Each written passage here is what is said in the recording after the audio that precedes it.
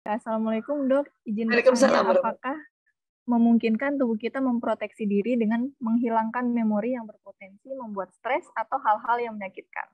Dan bagaimana dengan efek panjangnya? Terima kasih. Memori yang sudah tersambung dia nggak bisa hilang ya. Itu ibarat amplop ya. Waktu amplop dibuka lemnya ya. Nah, itu kan terlem kuat. Walaupun amplop itu kita pelan-pelan mau buka isinya, tapi tetap dia bisa ya, lemnya nggak hilang. Walaupun tidak sekuat sebelum dibuka gitu. Ya, otak kita begitu.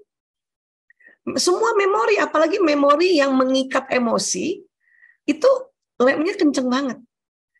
Nah, sewaktu tadi kita pakai tips-tips yang Allah ajarkan, tarik nafas, ingat Allah, sholat, kemudian memaafkan, itu ternyata di otak kita, ya ikatan kuat itu rupanya hanya dikendorkan saja, dikendorkan ikatannya.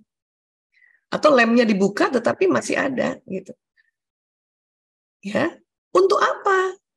Walau alam bisawab, hanya Allah yang tahu persisnya untuk apa. Tetapi hikmah yang diambil dari dipelajari oleh para ilmuwan, para ulama, ya. Kenapa memori ini tidak bisa, atau apalagi memori yang mengikat emosi intens tidak bisa lepas atau copot sama sekali talinya, atau tetap kita ingat untuk pembelajaran agar kita tidak jatuh ke masalah yang sama gitu. Ya. Itu. Misalnya kita dimarahin suami misalnya ya, ada ibu dimarahin suami gara-gara si ibu ya kalau ngomong sama suami suaranya tinggi banget. Makanya suaminya marah. Saya nggak suka kalau suara kamu tinggi gitu ya. Nah, kita waktu ditegur suami kan masuklah memori peristiwa itu di amigdala kan. Ya. Terikat tuh di amigdala. Yang terikat malah ya, aduh saya dimarahin suami saya suami saya itu galak banget. Yang terikat malah itu gitu aja. Nah, kemudian disuruh kita ingat Allah, kita istighfar, astagfirullahaladzim. Kita disuruh sholat. Dalam sholat itu kita memaafkan, ya, si istri memaafkan suami yang galak tadi. Ya. Sudah tuh dibuka ikatannya. Tapi kemudian, ya, tetap harus ada ikatannya supaya si istri ini tahu bahwa oh, suami saya marah karena saya ngomongnya kasar. Saya ngomongnya julid. Nah, peristiwa itu tuh nggak bisa dihilangin. Untuk apa? Besok-besok, ya, rubah cara bicara sama suami untuk lebih lembut, tidak julid, tidak kasar. Sehingga suami senang. Itulah, makanya memori-memori tidak bisa hilang sama sekali, nggak bisa. Dia hanya bisa dibuka saja ikatannya, gitu. Ya, agar menjadi pembelajaran untuk tidak melakukan ya kesalahan yang sama. Maka kalau ada ibu-ibu mengatakan, Bu Aisyah, saya sudah memaafkan, tapi tidak bisa melupakan, itu betul. Ya, namun nanti yang akan membedakan tingkat ya keikhlasan adalah ada ibu atau ada manusia sewaktu ingat memori, wah sudah maafkan, misalnya saya tadi ya, kondisi saya tadi.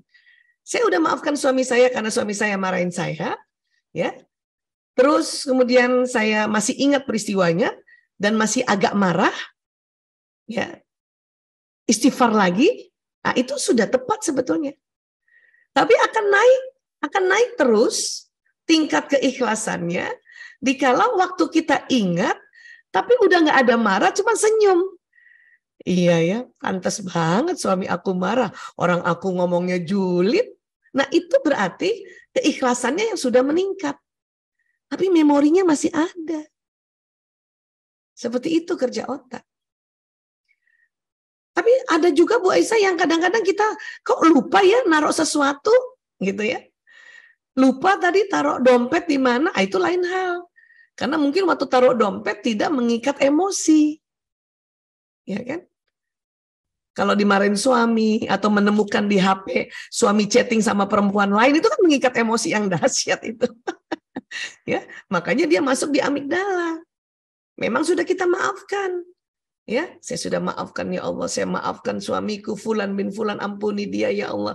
Ya, dia menyalahi. Oh, udah kita sudah begitu ya. Itu insya Allah di amigdala, memori di amigdala Allah atur. Ya, lemnya dikurangin, ikatan yang tadinya kuat banget dikendorin.